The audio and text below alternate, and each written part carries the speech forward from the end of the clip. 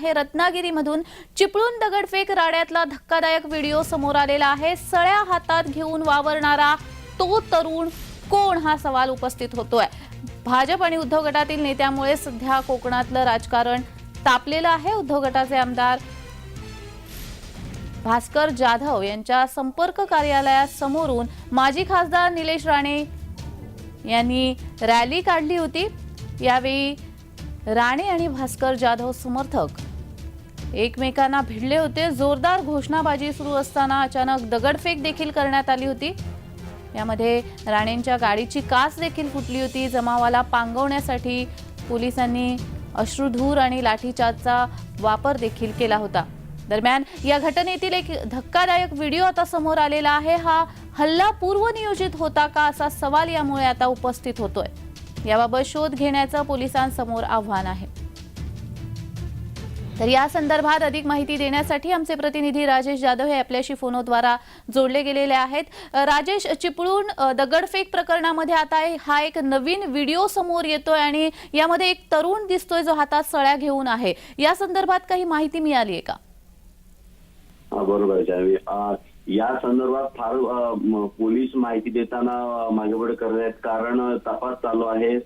त्यावेळेचे सर्व CCTV footage किंवा मग जे व्हिडिओ आहेत किंवा मग पोलिसांच्या वतीनं जे व्हिडिओग्राफर असतो त्याने जे शूट केलेलं आहे ते सर्व तपासणी करणं चालू आहे। मात्र खळबळजनक बातमी आहे की जो हा तरुण आहे तो हे जे हा संपूर्ण दगडफेकीचं जे प्रकरण आहे त्याच्या आधीच हा तरुण सळ्या घेऊन असा फिरत आहे। कारण आपल्या मागच्या हाताला 5-7 सळ्या घेऊन तो असा फिरत आहे। याच्यातनं असं स्पष्ट कदाचित होत आहे की हा जो हल्ला आहे किंवा म्हणजे दगडफेकीचं प्रकरण आहे ते कदाचित नियोजित होतं का, की हे घडून आणायचं होतं किंवा मग कायद्याने सुव्यवस्था बिघडवावी याचा हा उद्देश होता का, याच्यातनं निर्माण प्रश्न होतोय। कारण पोलिसांना आम्ही माहिती विचारल्यानंतर पोलीस म्हणाले आम्ही काही दिवसातच हे सर्व प्रकरण पत्रकार परिषद घेऊन उघड करणार आहोत। मात्र आता आमचा तपास चालू आहे। 350 ते 400 जणांवर गुन्हे दाखल केलेले आहेत किंवा काही लोकांची धरपकड झालेली आहे, त्यांना कस्टडी पण दिलेली आहे। त्यामुळे तपास चालू आहे।